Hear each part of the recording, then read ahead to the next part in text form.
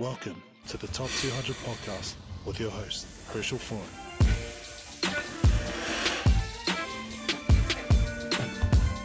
What's up, everybody? This is Herschel Foran from High School Top 200, and this is the Monday morning meeting. Welcome back to everybody for this episode. If you're new to this is High School Top 200 First 15 Rugby here in New Zealand. I go through ranking of players and also teams around the country, trying to get everyone involved, trying to get everybody up to date and in the know of just First 15 Rugby in New Zealand and how much talent we have here in New Zealand, and all of you that watch from all over the place. This is just the next generation of players that's coming up, and they're all thriving to be All Blacks, and so that's what this page is about. And the Monday morning meeting is just going over what happened just in this weekend, which is kind of a lot. It is coming down to the end of the season for everybody, and everybody's in their last games. We got some finals coming up this week, and then after this, there's going to be regions having regional games to see who goes into the top four, which they will hold in Palmy. I think it's September, beginning of September, which is saying it's a shame because it's around the same time as the U15 Nationals, which is another thing that I like to go to sometimes as well. But yeah, it's hopefully things hold off that we get to have a national championship this year, the top four this year.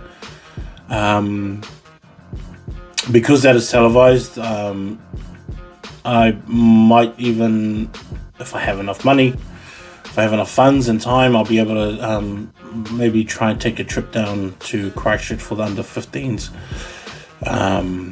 because this is my last year of doing this. I want to see the under 15 Nationals for the last time, I guess, and just because I like that under 15 tournament so much, and it is a good national setup. It is a good tournament. It does have really good teams that are consistently good teams with a lot of talent, but they are set teams. So even though it is called a Nationals, like I've talked about this before, and I guess for you new ones that are new to the page, the under 15 Nationals is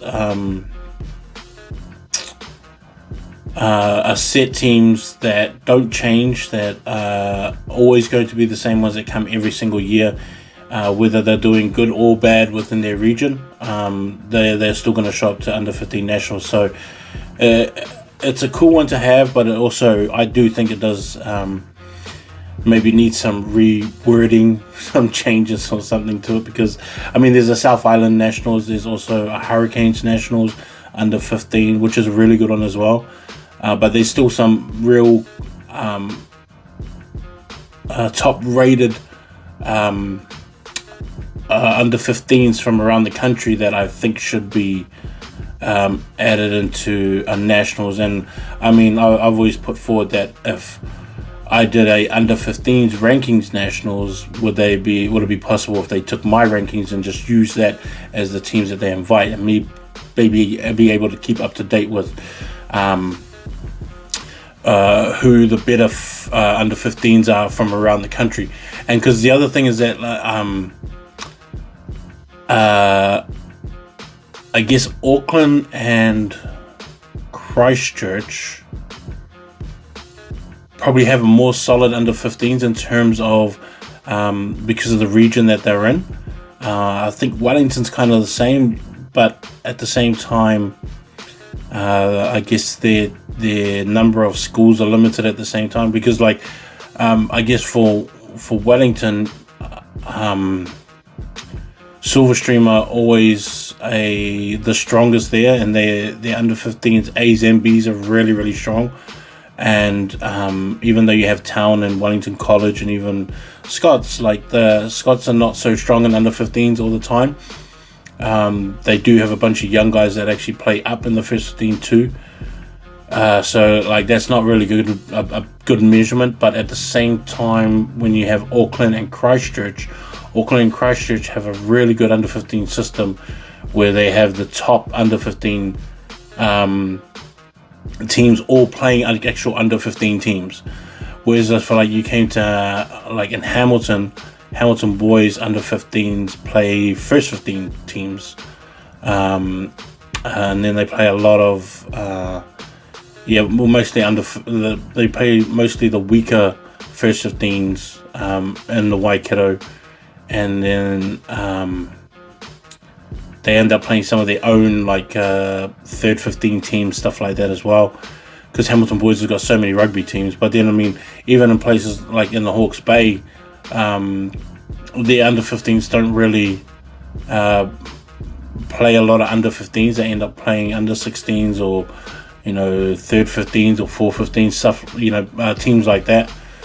And so even if I was to do a rankings of them, I would only rank them based on the win-loss record, but also take into strong consideration all the crossover games that they actually play against top-rated under 15. So, for example, like Hamilton boys always have an exchange with Auckland Grammar, and the under 15s get to play there. New Plymouth also play Auckland Grammar as well, and they have that crossover. Gisborne boys have one with Sacred Heart, as also with St. Peter's, Gisborne boys, and those are really cool ones. Kelson boys have a one with Hastings in the beginning of the year, which is also a really good one too. And so like having these crossover games between different regions, you'll be able to find out who the stronger ones are, I guess, around the country, just based on stuff like that. I mean, like I always kind of wish that under 15s would travel with the first 15 and play just under 15s, especially in the Super 8. I wish the under 15s would just travel and just play the same the same team that the first 15 would be playing, and just have that same kind of tournament, but just for the under 15s. And I think they have it, but not all the time, and it's not always like that. But I mean, I wish they would do that. I mean, because Westlake boys, they have one in exchange with Hamilton boys, Tauranga, and New Plymouth, I think, and two of them are pre-seasons. I mean, Kelson boys and Tauranga have one too, so it's really good to see these crossover things. And even with under 15s, you'll be able to find out and be able to gauge where everybody is by those crossover scores, and then sort of the matching them up. Because obviously if Kelson boys is, like for example, if Kelson boys is beating everybody in Auckland, then they end up playing Tauranga boys or something like that, and then they lose, then you'll be able to find out, it's like, okay, well, if they lose to them, then they can potentially lose to all these other, they can beat all these other teams that Kelson's beaten as well, and then it's sort of just work it out from there.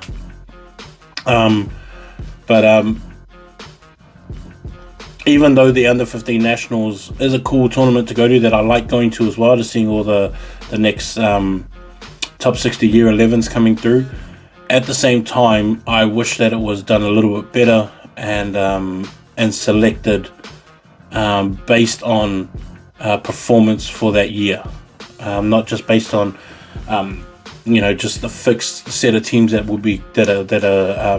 going to be there every year, regardless if they're good or bad. But majority of the teams that go there are really, really good teams.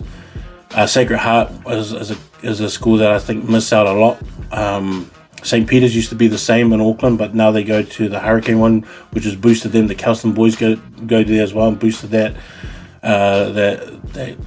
tournament. But yeah, I wish others would go. I mean, Nelson under 15s is another one that's really good, and I think they attend the South Island one too. I wish that Nelson would go up to Wellington and join that one, and just get I guess a bit of a variety of teams, with those Auckland teams that show up. Then they have some from like Palmicus Fielding and that go there. Gisborne boys go there too, and so it just gives it a bit more of a bit more variety in terms of schools that you're going to see.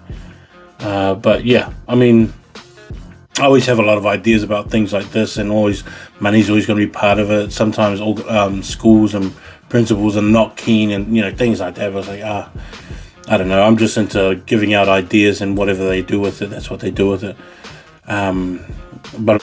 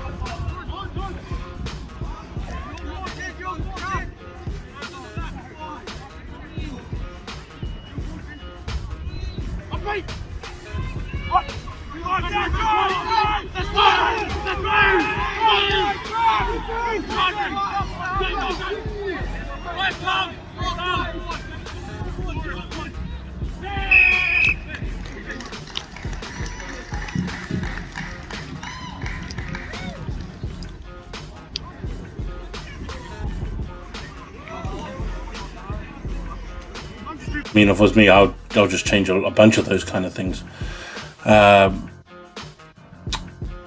This week I went to Tikawiti and watched them in Hauraki Plains, because Hauraki Plains has moved from the Thames Valley competition, I think it was last year, moved into the counties, and with Pukekohe moving out of counties and coming down here to the Waikato, it's got some, they've got a space there, so Hauraki play like Tuakau and Waiuku and Rosehill. Alfriston College is another one that they play, and they have been doing really, really good. And so again, with these crossover games, them coming here, coming to Tikawiti and being able to play them and sort of gauge where they're at with these schools here,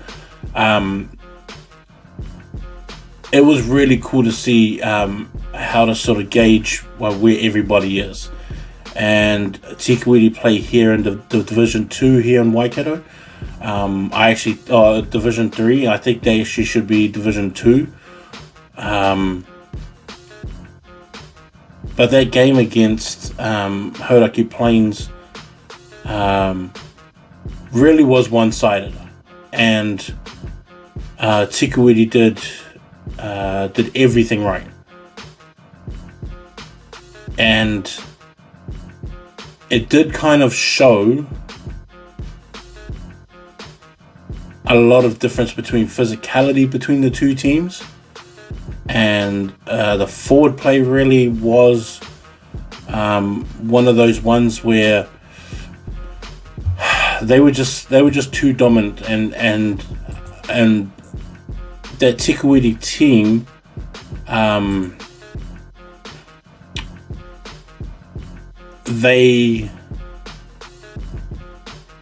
I guess they were able to do what they wanted to do, and it really was up to them, because they had these little lapses in concentration and stuff too, because I guess just when you're winning, you kind of lose track of what your game plan is, and you kind of go a bit rogue on what you want to do next, and or what you're sort of used to doing throughout the year. And so Hauraki was able to pick up some points, and but for the most part, I think I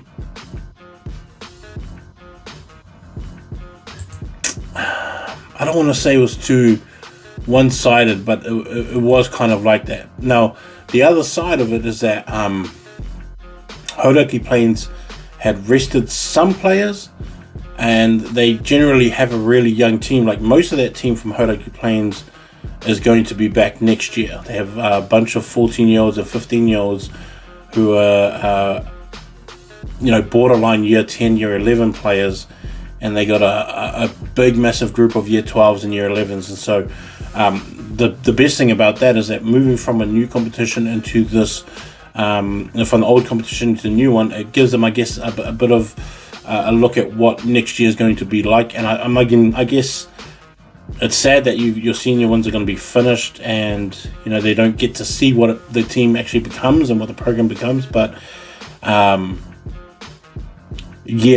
think that this Hauraki team is going to be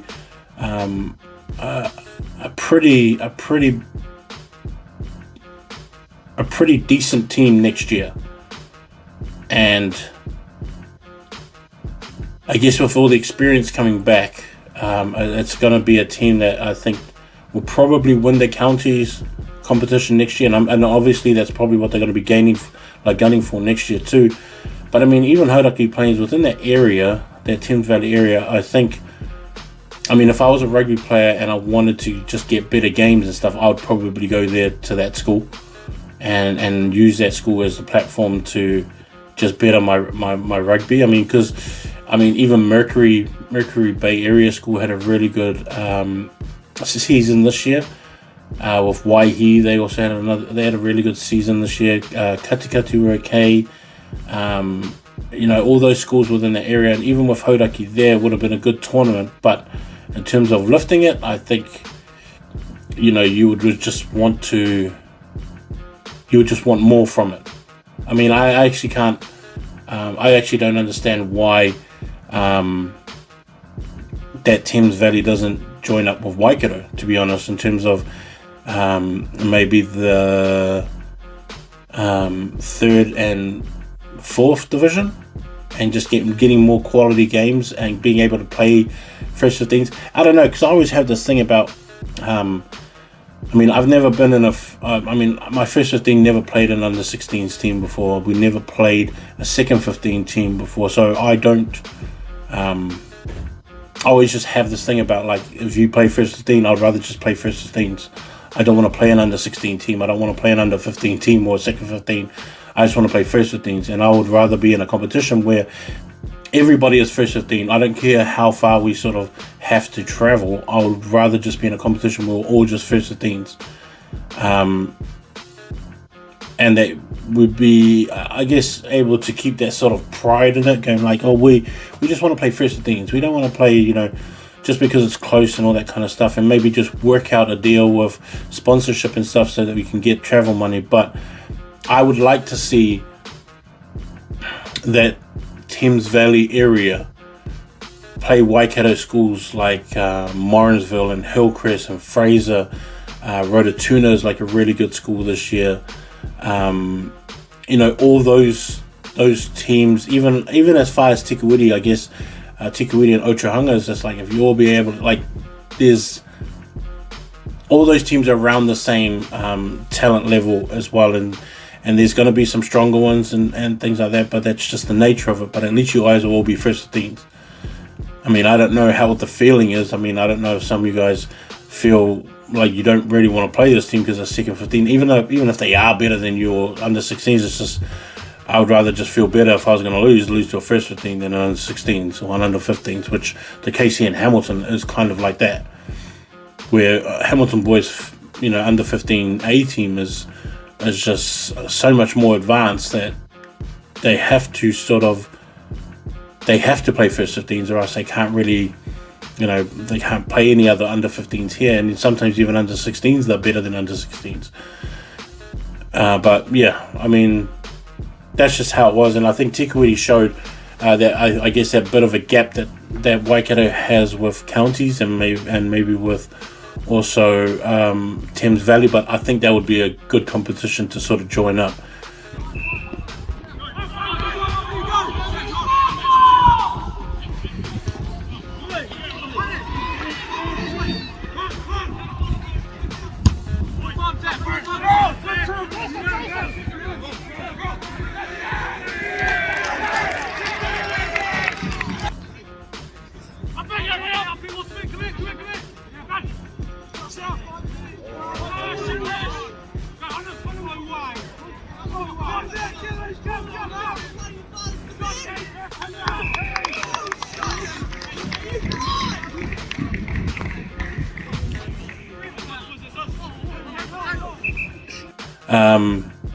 Rathkill and Lindisfarne had also a game on the same day, and this was on the Tuesday.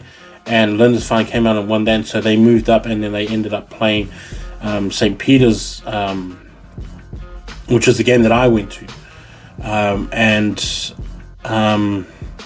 I think with St. Peter's it's different. I mean, because a lot of those boys, it started off rocky.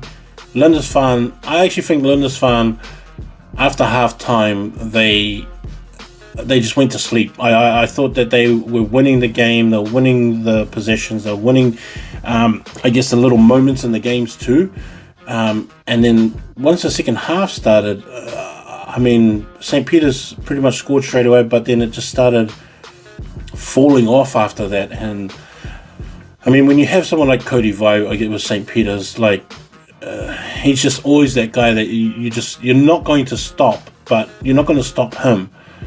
But you just have to find other areas of the game that you can win, and then just try and deal with him after.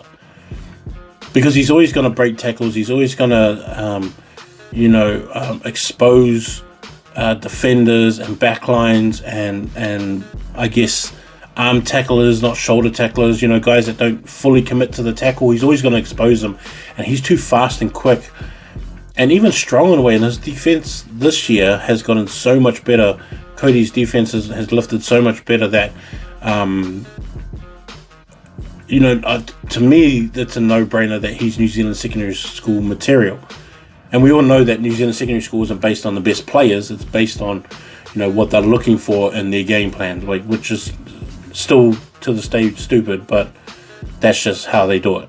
But to me, he's a New Zealand secondary school quality player. And Lindisfarne not needed to stop him, but there were places in the breakdown where they were winning and they were getting it done in the first half, but then in the second half everything just started falling off. I don't think the backline as well got their chance to use the talent that they have, because the Lindisfarne backline is pretty good there with what's his name, Corbin Watson, with him and what's the fullback name? Oh my gosh, there's so many guys. But it's just one of those kind of things where you kind of wish that Corbin got the ball more. Even Jaden at second five, even though he did his silly thing and got sent off, and it was just one of those, just those reaction kind of things, and he just reacted, and it was the worst reaction that you could do, but that's just what he did. And even when he came back on, he played better, and it was okay. But Tuafield could have probably got Portima probably could have got the ball a lot more, maybe got him more involved, because Quinn Stevens at first five, I think, was doing okay in the first half, taking his opportunities to kick when they needed to kick and they needed to get down there. But in the second half, because that forward pack wasn't producing as, I guess, apart from Patrick Tuifua, I couldn't have. Tory Randall was pretty good. Oliver Burham was another one that was pretty good. And they were fine. And I kind of agreed with the ref that their hands were on it too many times. And I mean, they can only try, and then if they get caught up, they get caught up. And they were getting caught up, and so you would think that they would, I guess, back off a little bit, but they just didn't. And so they just kept getting caught on. And it kind of just killed them in the end. But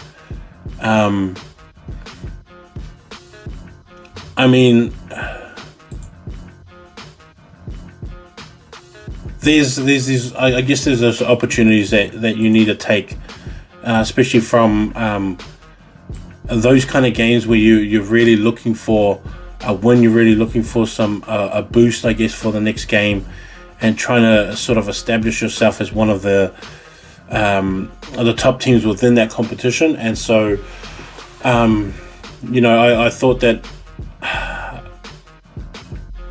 I thought that Lindisfarne would be able to carry it through into that second half, but it was kind of like once the ball was kicked off in that second half, it just fell to bits, and everything that they did right in the first half and the second half, it never even started, to be honest. It never even got going, like pretty much straight after that try. I mean, Dylan Eti was probably one of the key players at lock for them. I think Dom Headley was probably one of my favourite players in that forward pack, and he was at 6. And even like the captain Lockie, he was really good too. But Dylan and Dom were probably the main ones for me in that forward pack. They sort of led it and got the job done. And yeah, it just wasn't their day yesterday. The Hamilton boys and Hastings one was like was probably one of the best games this year, and it really did come down to the try at the end, and he was over the line and he just knocked it on. That's all it was. And like, go and watch that game, because it was just one of the best games. Just one of the best games this year that I've seen, with just high quality talent, even like gameplay. Everything was right up there, and then the finishing, the finishing of it too was just amazing. What Hamilton did though was they took off their players, their main 3 players. I didn't see Aki there. I didn't see Peyton Spencer, and I didn't see Ollie Mathis all playing at the end. And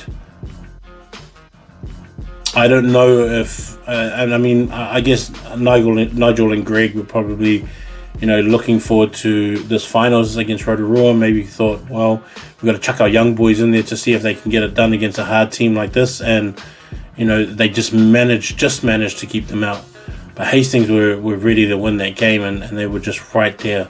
And really was just a last movement, last second, just trying to put down the ball, and maybe just got too excited. And desperation play too from defense as well. And Hamilton boys had them pretty comfortable in the first half, and then just the way that Hastings fought themselves back to come to square up the game at 21-all, and then sort of just battled it out right to the end. Even after Hamilton scoring, even when Hamilton scored, Hastings didn't look like they were out of it, and they didn't look like they panicked either, because they really did take the game to them, and almost did beat them. So it was just one of those games. I thought that it should have been bloody televised, to be honest. It should have been one of those kind of games that was on TV. What was the other games? All of the Auckland games, I guess.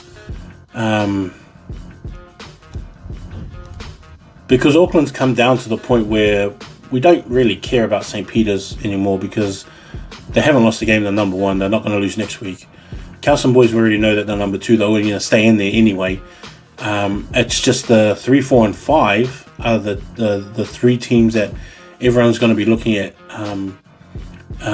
next week. Because I was supposed to come up to Auckland for the De La Salle game, because I wanted to see if Dilworth could beat them. Because actually the team that matters is De La Salle.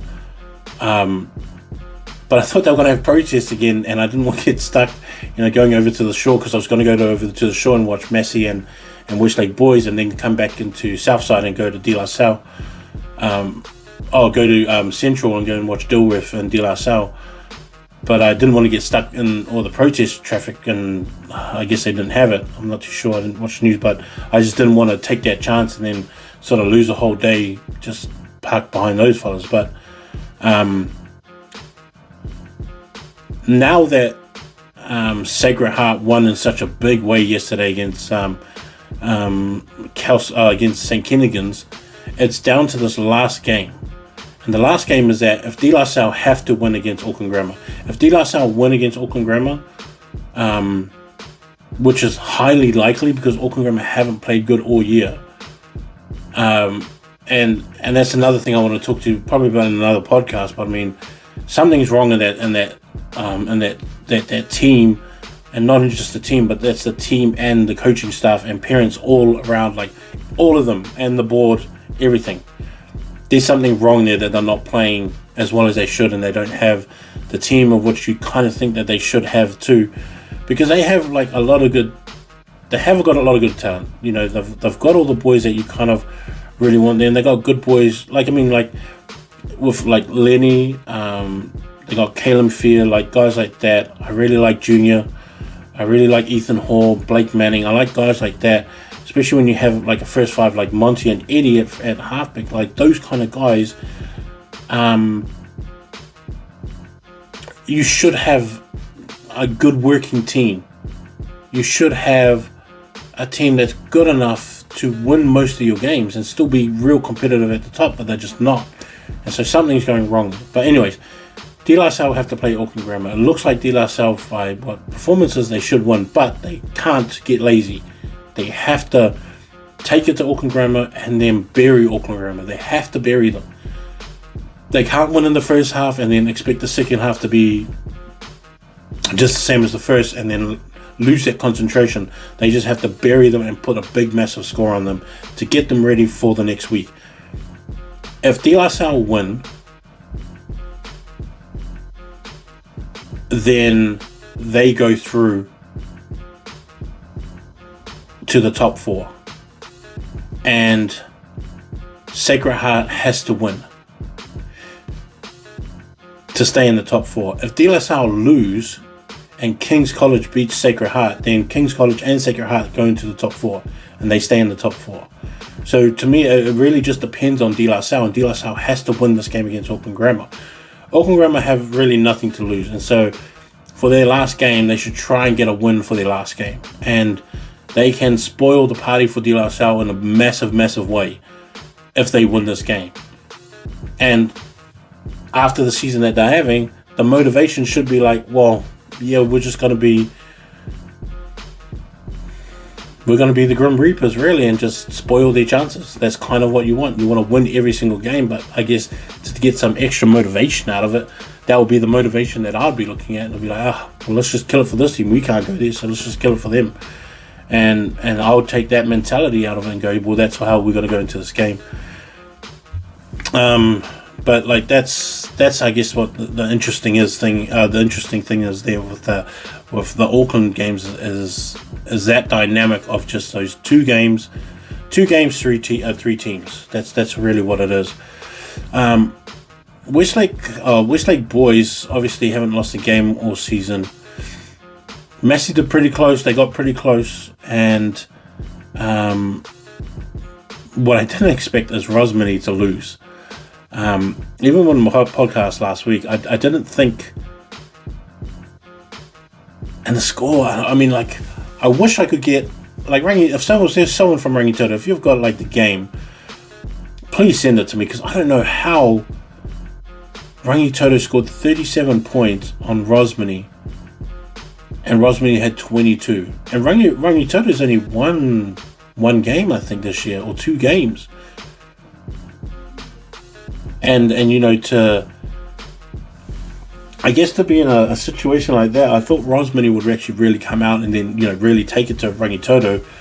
But maybe they did. Maybe they just thought, we're going to win this. Like, that's it. You know, that's fine. And we just look forward to the semis, but it just didn't go that way.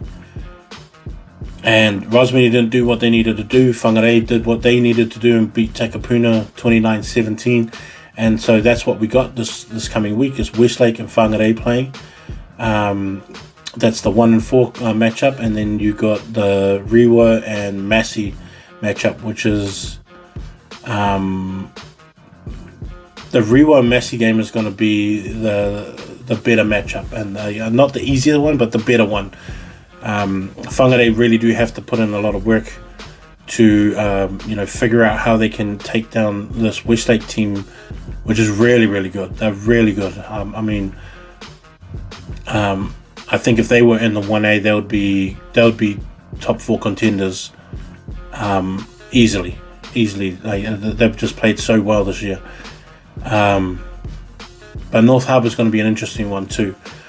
Hamilton boys play Rotorua this week in the finals of the Super 8. I don't know if it's a Moeska Cup. Might be a Moeska Cup. So if Rotorua win it, then they'll get it back again this week. The CNI one is St. John's and Fielding. They play in the finals. They all go down to Taupo, I'll be down there for that. So I'll be at the CNI finals down in Taupo, and I'll watch as much as watch all the games as I can, and get around to all the games. I'll probably go and watch Rathgirl and St. John's Hastings, because St. John's Hastings is the only team that I haven't seen this year, and I'll probably do most of my time with Rathgirl, St. John's, Francis Douglas and Lindisfarne, probably between those 2 games, and then go and watch the final, because I think the final is by itself. It's slotted by itself, I think. But yeah, those are the 4 teams that I kind of really want to see there. And then that St. John's and Fielding's going to be another interesting one, because St. John's sort of toes them up in the last one. Fielding has I know that they've worked really hard to fix up their mistakes and fix up what they needed to fix up, and to just to go back at St. John's. And St. John's really is the team that they have control of the competition and they should be the winners, but you still have to play the game, and Fielding's not the team that you kind of want to have a rest on, or just bank on the last time that we played we beat them. It was a big score, so we'll do it again. It's like, yeah, it's not kind of the same thing. And as good as St. John's is, they still have to be careful. But I still think St. John's can beat Hamilton boys. I think St. John's can also beat St. Peter's. They're not the St. John's that we're kind of used to from back in the days when I was at school. They're not really a basketball school, or they're a basketball school and a rugby school. They have to have that belief in it too, is that because when they eventually have to play Hamilton boys, they're going to have that mentality as well. It's just like, no, we're not just a basketball school, we're a rugby school as well. We can hang with you guys as well. And so that's going to be the interesting thing about this game against Fielding, is that take care of Fielding, try and get the win that you guys should get, and then move on to the Chiefs region as well, where they're going to have to play some of the boys' schools, which is going to be cool to see.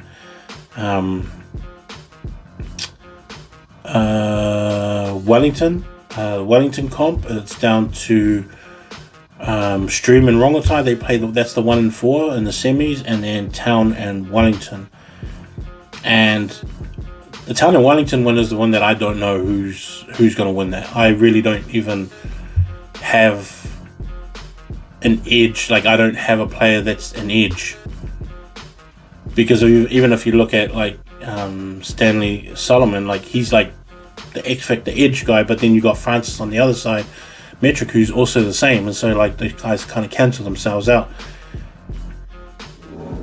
And like, you can't really take what the last game was anyway as well, but I mean, because both teams have had their ups and downs, it's kind of shaky. But Silverstream's the only one that I know.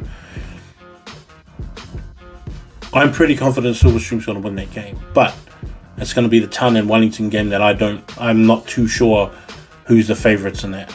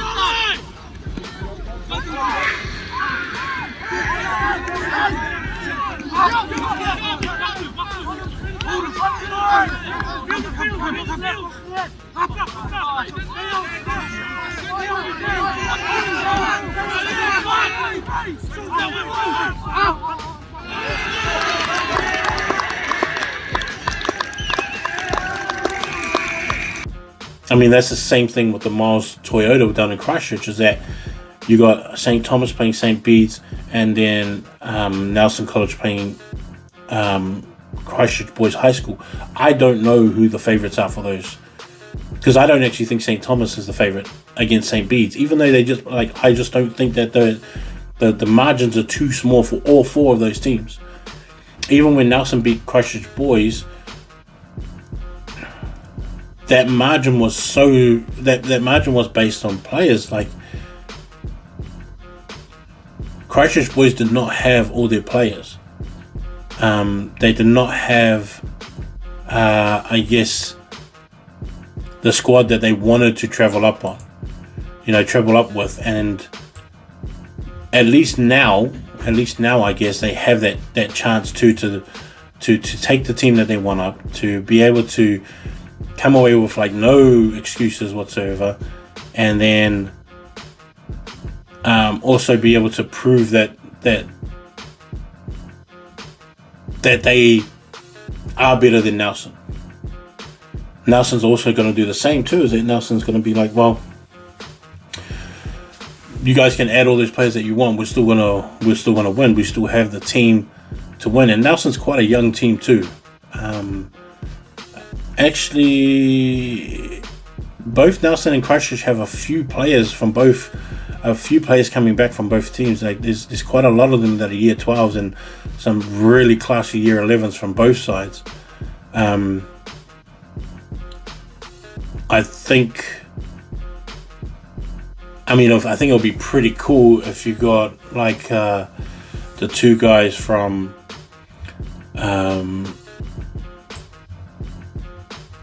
Tane Thompson will be one from Nelson. Him and Salmaki, who are both year 11s, both loose forwards, going up against what's their name? Miller. What's his name? Jack Miller. Let me get this right. It'll be James Moore and Jack Miller, who are both numbers 7, 8, and 6. If those two got to go at each other as year 11s, maybe deep within the second half or something like that, that'll be pretty cool to see too, because all four of those guys next year are going to be key players for their teams, and then the year after they're going to be really battling for those spots when it comes down to I guess, the Crusaders under 18s and rep teams and stuff like that. Those four players will be right there in the mix, and I'm like a big fan of James Moore. He's one that I really like this year, and what he's been able to do as a fill-in number 8 when Harry Nossiter got injured, and he filled in at number 8, and even when Bo Brackenridge, I think he got injured too, or Max Ansel, James Moore's one that sort of filled in for there, and then Jack Miller also jumped in as well and filled in some spots. But them against Salmaki and Tane Thompson as well, that'll be an interesting head-to-head for those four boys. But yeah, St. Thomas maybe should win, but I don't really have full confidence in saying that they're going to win it, because St. Bede's also have their guys too, and I guess the last time that these guys met up, St. Thomas did a number on them big time in that first game, and that's when it was the first game. They really did a number on them, and so I guess St. Bede's is probably looking at going, oh well, we need to get something back from this, and maybe spoil their chances. And I think both of them have 2 New Zealand secondary schools players each, and Jack Coulthard, him and Richie, and then also Ben and Tanner on the other side with St. Bede's is there's some big boy players, there's some big time talent in that game as well, and so that's going to be cool just to see what happens and see how they sort of take care of each other and cancel each other out, because given those guys each the opportunity to make a statement in those games, it's gonna turn out huge for that side. And I guess that's what I'll be looking for too, is sort of who are the superstars that stand up and stand out and be able to make a difference in the game. The Otago one's different. The Otago comp is different. John McGlashan is clearly better than all those teams, and they just need to keep focused, and they can't lose. They can't lose that focus that they've had all year. And I know that they haven't lost a game, but they've been close to losing, and so hopefully that they refocus again and get back to it, because they play Otago boys, and then Southland boys play King's High School. And Southland boys have to watch out, because King's High School did a number on them the last time, and so and I put some big score up that was pretty confusing, because I didn't think that they had it in them like that. But Southland boys have to, they have to really step up in this game, or else they're going to get done over again. And then John McGlashan just have to stay, I guess, mentally ready, and stay strict and what their game plan is, and then not go too far off it. Even when they are winning, because first 15 rugby league is pretty fickle sometimes, and not always the best teams win. I've seen that so many times over the last years that I've been doing this, and so these teams just have to sort of endure to the end, same focus, same goal ahead, and then just keep playing 100% every single game. This is just a short Monday morning meeting, but look forward to the last changes to all the rankings over the next 3 weeks. There's 3 weeks of rankings, and then we're done in September, and those will be the last ones for High School Top 200. But keep looking, keep jumping back on. Any questions that you want me to ask, I'll answer them on here, and just hit me up. But it's High School Top 200. Later, ball.